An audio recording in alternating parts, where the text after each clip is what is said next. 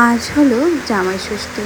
তাহলে বুঝতেই পারছো আজকের দিনটা সবার জন্য কত মজা করার। তবে দেখো, আমাদের শিলিগুড়িতে সে সকাল থেকে অনবরতভাবে বৃষ্টি হয়ে যাচ্ছে। আজকে রবিবার, মানে যখন আমি ভয়েস ওভার দিচ্ছি, আমাদের বাপের বাড়ির এখানেও যেন অনেক বৃষ্টি হচ্ছে। আমি তো ভেবেছিলাম বৃষ্টি কমবে, তারপর ভয়েস ওভার দেবো। তবে ওই যে সকাল থেকে অনবরত বৃষ্টি হচ্ছে, বৃষ্টি কমার কোনো নামই নেই। নমস্কার বন্ধুরা, আমি দিয়া। আমার একটি নতুন ভিডিওতে তোমাদের সবাইকে জানাই অনেক অনেক স্বাগত। কেমন আছো সবাই কমেন্টে জানাতে একদমই ভুলো না। আজ হলো শনিবার, আর আজকে তো জামাই ষষ্ঠী। আর আমরা জানো রাত্রেবেলা জামাই ষষ্ঠী করতে যাব। যেহেতু তোমাদের দাদাভাইয়ের আছে কাজ রয়েছে, কাজে গিয়েছে, কাজে থেকে বাড়িতে আসবে ওই প্রায় 7:30টার দিকে। তার আগে আমি রান্না বসিয়ে দিয়েছিলাম। আমি বসিয়েছিলাম ভাত, আর শাশুড়ি মা রাতের রান্না কিন্তু পুরোপুরিভাবে করে নিয়েছে। তারপর আমি চলে এসেছি ঘরে। আমি ভাবলাম আমি রেডি হয়ে নিই, আমার রেডি হতে তো একটু সময় লাগবে। তোমাদের দাদাভাই তো মাত্র 2 মিনিটের মধ্যে রেডি হয়ে যাবে। আর ততক্ষণে যদি আমি রেডি না হই তাহলে বলবে চলো চলো, এত দেরি, আগে থেকে রেডি হতে পারলে না।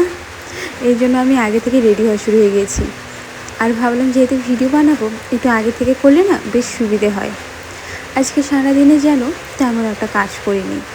ওই রান্নাবাড়ি যেগুলো থাকে টুকিটাকি কাজকর্ম, সেগুলো তো করতেই হবে। সকালের দিকে করেছিলাম, সারাদিন ওই শুয়ে বসে ফোন কাটিয়েই আজকে দিনটা পার করেছি। আসলে কি বলো তো, যখনই শুনি বাপের বাড়িতে যাব, কাজের আর মন বসে না। এমনকি আমি সকালে ভাতটা অবধি খাইনি, মানে খিদাও পাচ্ছিল না, এত মজা লাগছিল মনে মনে। তারপর যখনই রাত হলো, সাথে সাথে রেডি হওয়া। এখন শুধু ভাবছি কখন যেতে পারবো। এদিকে কিন্তু আমি কালকে রাতে যে চুড়িদারটা পরেছিলাম না, আজকেও সেটা পরলাম। প্রথমে ভেবেছিলাম শাড়ি পরবো, তবে ওই যে এই বৃষ্টির মধ্যে শাড়ি পরতে কী যে বিরক্তি লাগে, এই জন্য চুড়িদারটাই পরে নিলাম। আর চুড়িদার পরে গেলে বেশ ভালো হয়। এদিকে আজকে কিন্তু আমি বেশি একটা হেয়ার স্টাইল করিনি, পুরো চুলটা উপর হোস্টেল করে বেঁধেছিলাম। আর চুলটা যাতে টাইট হয়ে থাকে এই জন্য দুদিকে দুটো ক্লিপ লাগিয়েছিলাম, এতে না দেখতে বেশ ভালো লাগে। আর আজকে না হেয়ার স্টাইলটা একদম মানে বাচ্চাদের মতো হয়ে গেল। ছোটোবেলায় ওই যে চিরুনিদের সামনে লস বের করতাম, আজকেও ঠিক তাই করেছিলাম। বেশ মিষ্টি লাগে কিন্তু এইভাবে চুল বাঁধলে।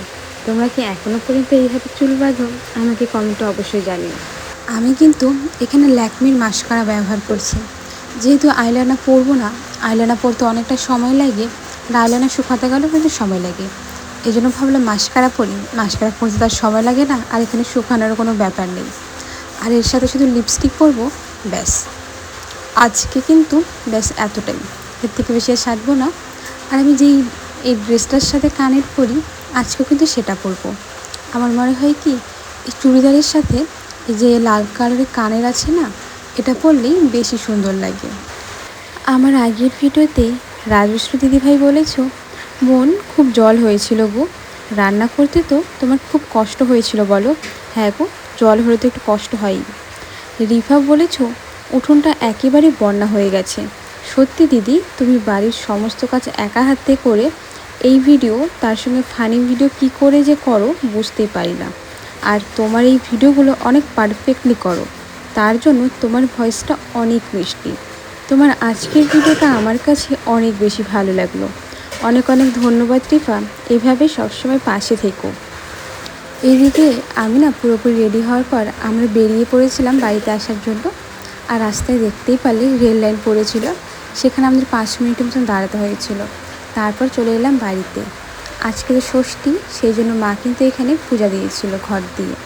আর এইদিকে আম, মুড়ি, চিড়ে, মিষ্টি, দই সব কিছু সুন্দর করে আমার মা একটু সাজিয়ে নিচ্ছিল। মিষ্টি খেতে ভালো লাগে, তবে এতগুলো মিষ্টি কিন্তু একসাথে খেলে সত্যিই ভালো লাগে না। অল্প একটু খেলেই পুরো মুখটা যেন মেরে দেয়, তারপর কিচ্ছু খেতে মন চায় না। আগের ভিডিওতে রিয়াজ সোনা বলেছ, দিয়া আজকে তোমাকে খুব সুন্দর লাগছে। আর একটা কষ্ট হচ্ছে যে তোমার ফুটানি জল নেমে এসেছে। হ্যাঁ গো, অনেক জল হয়েছে উঠোনে। পুরো ভিডিওটা দেখে নিলাম, অবশ্যই এভাবেই না পাশে থেকো। পূজা লাইক দিদিভাই বলেছ, 5 নাম্বার লাইক দিয়ে পুরো ভিডিওটা দেখে নিলাম, খুব সুন্দর হয়েছে। আমাদের এখানে কয়েকদিন একদম বৃষ্টি হয়নি, আর আমাদের এখানে কয়েকদিন ধরে অনবরত বৃষ্টি হয়েই চলেছে। বৃষ্টি কমার যেন আর নামই নিচ্ছে না। কুকিং ভিলেজ থেকে বলেছ, শুরু করলাম দিদি, পুরো আছি। অবশ্যই এভাবেই না পুরো ভিডিও আমার পাশে থেকো। নাফিসা বলেছ অনেক সুন্দর হয়েছে ভিডিওটা আপু, আর কথাগুলো অনেক সুন্দর। ধন্যবাদ নাফিসা। তোমাদের সাথে কথা বলতে বলতে এদিকে কিন্তু জামাই ষষ্ঠীর যে নিয়মগুলো থাকে সব কিছু কিন্তু পালন করা হয়ে গেল। আশীর্বাদ থেকে শুরু করে যা যা করা হয় দেখতেই তো পারলে। তারপর কিন্তু আমাকেও আমার মা আশীর্বাদ করে দিচ্ছিল, সাথে কিন্তু পাখার হাওয়াও দিয়েছিল, আর হাতে বেঁধে দিয়েছিল সুতা। আমি নিজেও কিন্তু নিজের মাকে হাওয়া দিয়েছিলাম, আর সাথে কিন্তু সুতাও বেঁধে দিয়েছিলাম হাতে। আর এইদিকে সোমা বর্মন দিদিভাই বলেছ খুব সুন্দর হচ্ছে গো। ধন্যবাদ দিদিভাই।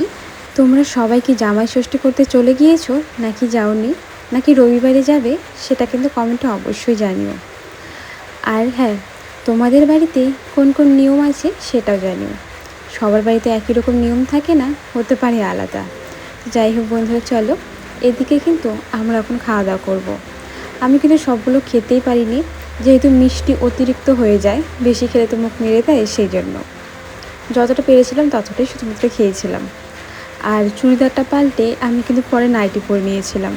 সে যাই পরি না কেন, শেষে কিন্তু নাইটি পরতে বেশি ভালো লাগে বাড়িতে। এদিকে রাত্রেবেলা মা কিন্তু করেছিল পাঁপড় ভাজা, বেগুন ভাজা আর মাটন। এখন আমরা সবাই খেতে বসে পড়েছি। চলো আজকের ভিডিওটা না বেশি বড় করব না, আজকের ভিডিওটা এখানেই শেষ করি। সবাই ভালো থেকো, সুস্থ থেকো, দেখা হবে পরের ভিডিওতে। সবাইকে টাটা।